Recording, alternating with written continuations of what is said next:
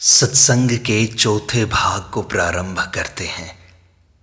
पूज्य स्वामी राम सुखदास जी कहते हैं, गीता ने वासुदेवः सर्वम को अधिक महत्व दिया है। मनुष्य जन्म ही बहुत जन्मों का अंतिम जन्म है। बहुनाम जन्मनाम अन्ते। अब मनुष्य यहाँ से जहाँ जाना चाहे वहाँ जा सकता है। मनुष्य जन्म के बाद जन्म का निर्णय भगवान नहीं करते। मनुष्य यहाँ से मुक्त भी हो सकता है, भक्त भी हो सकता है और 84 लाख योनियों में भी जा सकता है। भगवान ने मनुष्य जन्म दिया है तो साधन सामग्री भी साथ में दी है। प्रत्येक परिस्थिति साधन सामग्री है, परंतु मनुष्य इस साधन सामग्री को भोग सामग्री बना लेता है। प्रतिकूल परिस्थिति एक नंबर की साधन सामग्री है, क्योंकि इसमें पापों का नाश होता है और सावधानी हमारे अंदर आती है। सुख की इच्छा का नाम दुख है। संसार में सुख भी दुख है और दुख भी दुख ही है। दुखमेव सर्वम विवेकिनः। आज केवल सुख की तरफ ही दृष्टि है। यह दृष्टि महान दुख देने वाली है। जहाँ सुख मिले वहाँ समझें कि खतरा है। अनुकूलता प्रतिकूलता में सुखी दुखी होना पाप है। तभी भगवान ने कहा है, सुख दुखे समय कृत्वा लाभालाभौ जया जयौ ततो युद्धाय युज्यस्व नैवं पापम अवाप्स्यसि। अर्थात जय पराजय, लाभ हानि और सुख दुख को समान करके फिर युद्ध में लग जा। इस प्रकार तू पाप को प्राप्त नहीं होगा। आम के वृक्ष में हर जगह रस रहता है, पर उसके फल में जो रस है वह कहीं नहीं है। ऐसे ही परमात्मा सर्वत्र परिपूर्ण है, पर उनके रूप में जो मिठास है वह कहीं नहीं है। तभी कहा है, पिबत भागवतम रसमालयम। फल का ज्ञान जितना तोते को है उतना अन्य को नहीं। तोता उसी फल में चोंच लगाता है जो मीठा होता है। भागवत शुक के मुख से निकली है। इसमें न छिलका है न गुठली है। मुक्ति में मनुष्य सांसारिक दुखों से छूटता है, परंतु भक्ति में विलक्षण रस है जिससे कभी अरुचि होती ही नहीं। सांसारिक सुख से अरुचि होती ही है, यह नियम है। भगवान आत्मा राम गणाकर्षी हैं। वे मुक्त पुरुषों को भी खींच लेते हैं। निर्गुण निराकार के उपासक श्री मधुसूदन आचार्य जी कहते हैं, अद्वैत मार्ग के अनुयायियों द्वारा पूज्य तथा स्वराज्य रूपी सिंहासन पर प्रतिष्ठित होने का अधिकार प्राप्त किए हुए हमें गोपियों के पीछे पीछे फिरने वाले किसी धूर्त ने हठपूर्वक अपने चरणों का गुलाम बना लिया। प्रेमी की बात प्रेमी ही समझता है, जानी नहीं। पागल की भाषा कौन समझे, गूंगे की भाषा कौन समझे। करना उत्पत्ति विनाशशील वस्तु के लिए होता है, अनुत्पन्न परमात्म तत्व के लिए भाव और विवेक होता है। जैसे हम मकान से अलग हैं, तभी हम मकान से बाहर जा सकते हैं। ऐसे ही हम शरीर में रहते हुए भी शरीर से अलग हैं। शरीर भी हमारा नहीं है। यदि हमारा है तो फिर इसे बीमार क्यों होने देते हो। मरने क्यों देते हो? हम परमात्मा के हैं, परमात्मा हमारे हैं। शरीर और संसार एक है। हम शरीर से अलग हैं तो संसार मात्र से अलग है। हम संसार से अलग होकर ही संसार को जान सकते हैं, क्योंकि हम संसार से अलग हैं, और परमात्मा से एक होकर ही परमात्मा को जान सकते हैं, क्योंकि हम परमात्मा से एक हैं। आजकल बुद्धि से ही संसार को समझते हैं और बुद्धि से ही ब्रह्म को समझते हैं। बुद्धि तो अपने कारण प्रकृति को भी नहीं जान सकती। नमक की डली मुख में रखकर कोई मिश्री के स्वाद को नहीं जान सकता। सबका प्रकाशक हमारा स्वरूप है, प्रकाश्य हमारा स्वरूप नहीं है। हमारा स्वरूप सूर्य की तरह प्रकाशक भी है और प्रकाश स्वरूप भी है। शास्त्र को जानने वाले तो कई मिलेंगे, पर तत्व का अनुभव करने वाले नहीं मिलेंगे। लगन वाले आदमी बहुत कम मिलते हैं। तभी भगवान ने कहा है, मनुष्याणाम सहस्रेषु कश्चिद् यतति सिद्धये यततामपि सिद्धानाम कश्चिन् माम वेत्ति तत्वतः। हजारों मनुष्यों में कोई एक सिद्धि के लिए प्रयत्न करता है, और उन यत्न करने वाले सिद्धों में कोई एक ही मुझे यथार्थ रूप से जानता है। स्वयं की लगन होने से परमात्मा के यथार्थ रूप को जान सकते हैं। यततामपि सिद्धानाम, पर लगन के बिना केवल सुनने से नहीं जान सकते। मैं श्रद्धा की कमी मानता हूं, लगन की कमी मानता हूं। अभी जो वेदांत का प्रचार हो रहा है, इसे मैं बाधक मानता हूं। वेदांत के ग्रंथ पढ़ोगे तो उलझन हो जाएगी, पर संतों की वाणी पढ़ोगे तो कल्याण हो जाएगा। सच्ची जिज्ञासा हो तो संत महात्मा अपने आप खींचे चले आते हैं। मां को बच्चे की जितनी आवश्यकता है, उतनी बच्चे को मां की नहीं है।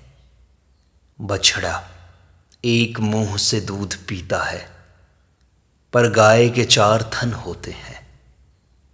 परमात्मा का अंश होने से जीव मात्र का स्वभाव आश्रय लेने का है, परंतु शरीर को अपना स्वरूप मान लेने के कारण वह शरीर की ही जाति का आश्रय चाहता है।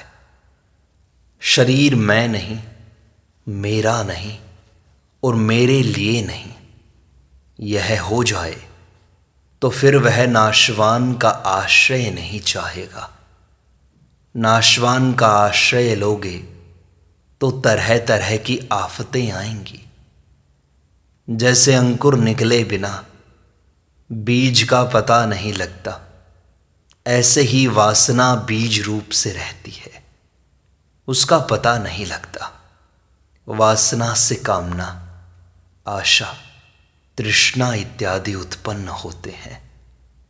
शुद्ध वासना भी तत्वबोध में बाधक होती है। मैं हूं, यह जड़ चेतन की ग्रंथि है, इसलिए संसार के भोग व संग्रह की इच्छा भी होती है और परमात्मा प्राप्ति की इच्छा भी होती है। वासना अहम के भीतर जड़ अंश में रहती है। अहम मिटने पर वासना का नाश हो जाता है। संसार में स्थायी रहने की प्रवृत्ति बहुत बाधक है।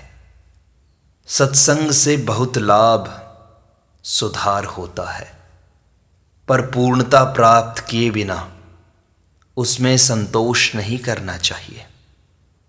अभी जो परिस्थिति मिली है, उसी के सदुपयोग से परमात्मा की प्राप्ति हो जाएगी।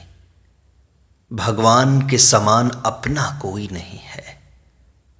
रामचरितमानस में कहा, उमा राम समहित जग माही, गुरु पितु मातु बंधु प्रभु नाही। अच्युतः स्मृति मात्रेण।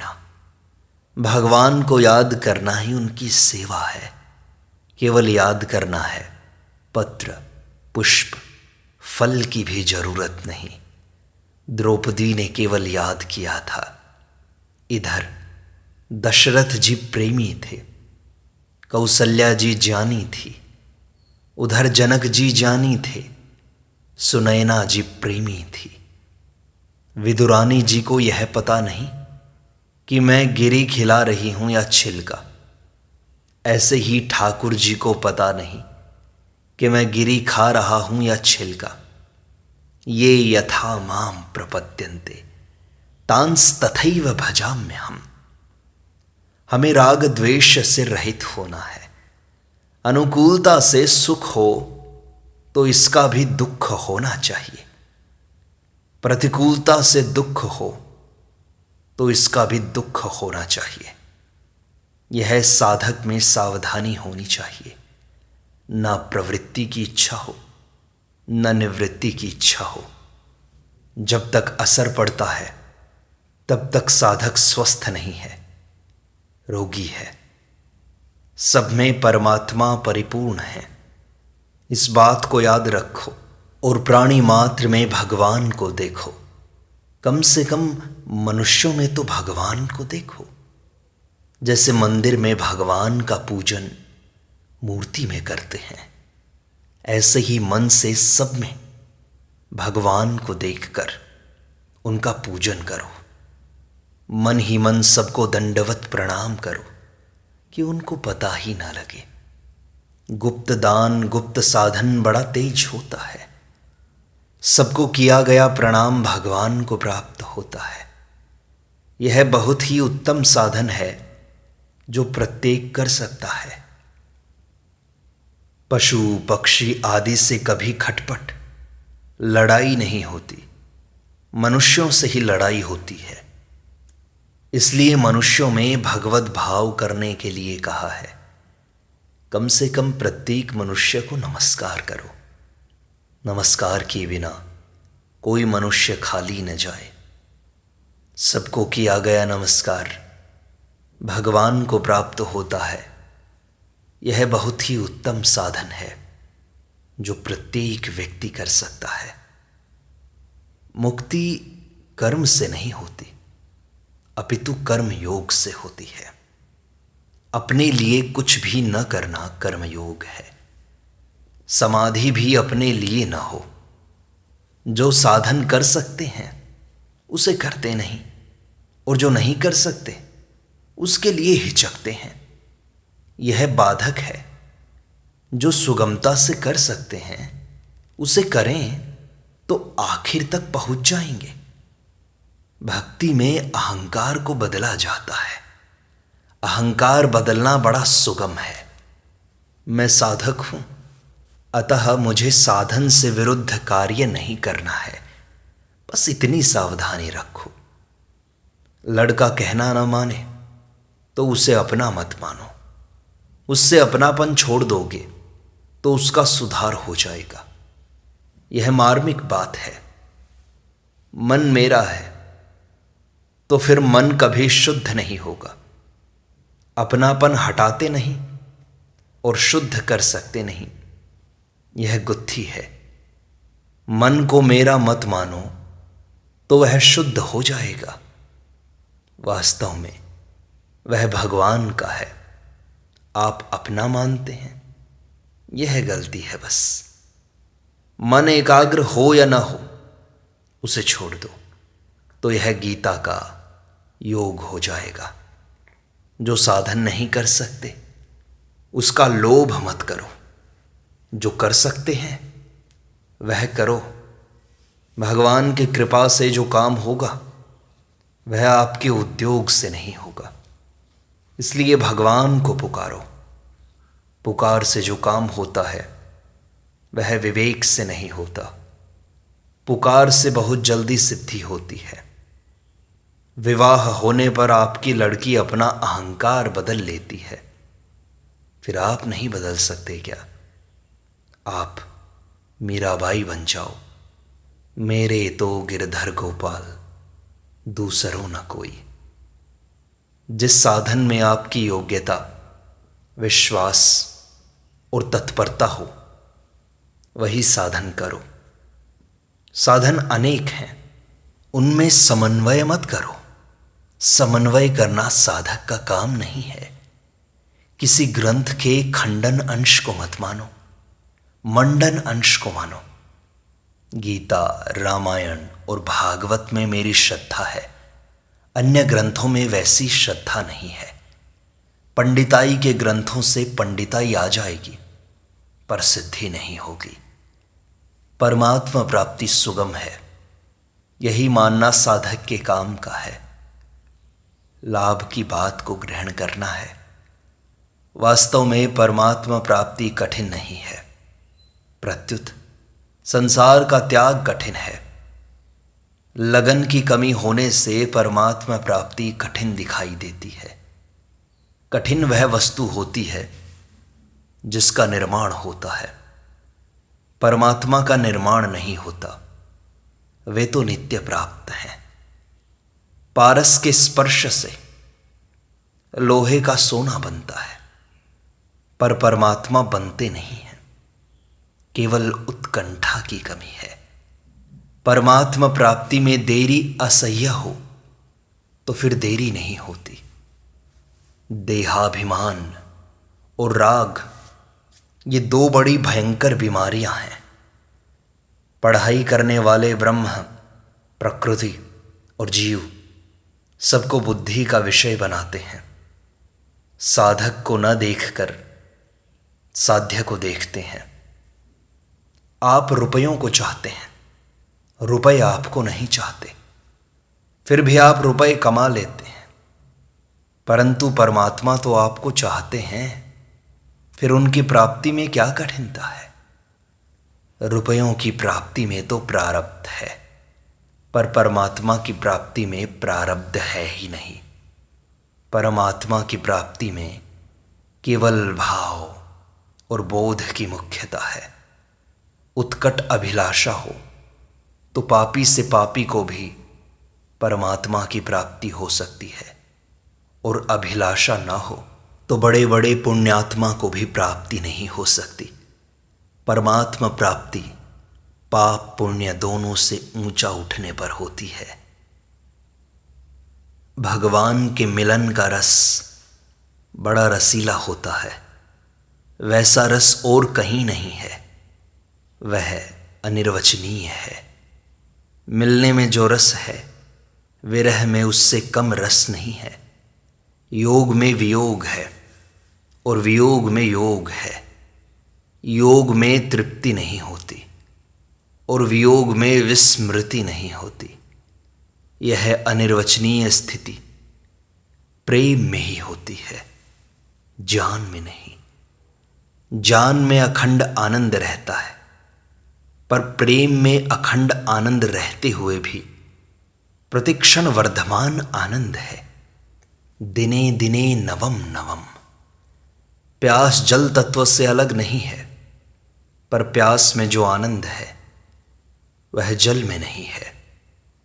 लौकिक जल की प्यास में तो दुख होता है, पर भगवान की प्यास में विलक्षण आनंद है। इसे प्रेमी भक्त ही जानते हैं, ज्ञानी नहीं जान सकते। सांसारिक वस्तु मिलने पर अभिमान आता है, पर भगवान से मिलन होने पर अभिमान आता ही नहीं। परमात्मा से वियोग का दुख सैकड़ों हजारों सांसारिक सुखों से बढ़कर है। वह नित्य वियोग है।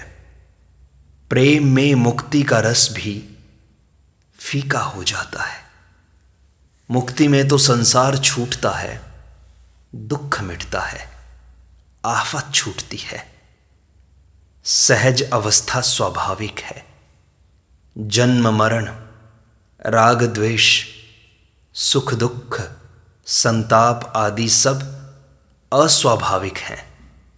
जन्म मरण का कारण गुणों का संग है। कारणम गुण संगोस्य सद असद योनि जन्मसु।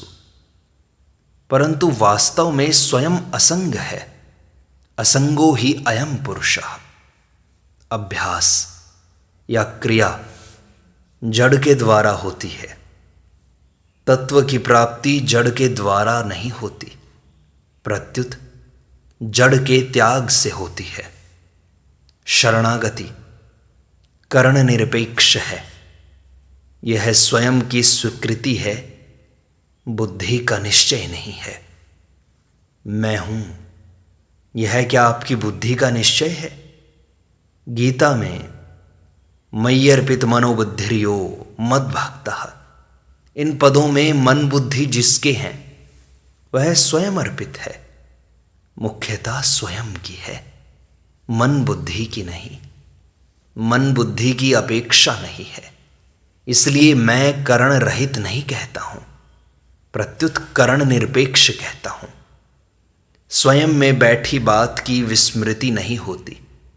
स्वीकृति अस्वीकृति शब्द मुझे बहुत विलक्षण दिखाई देते हैं।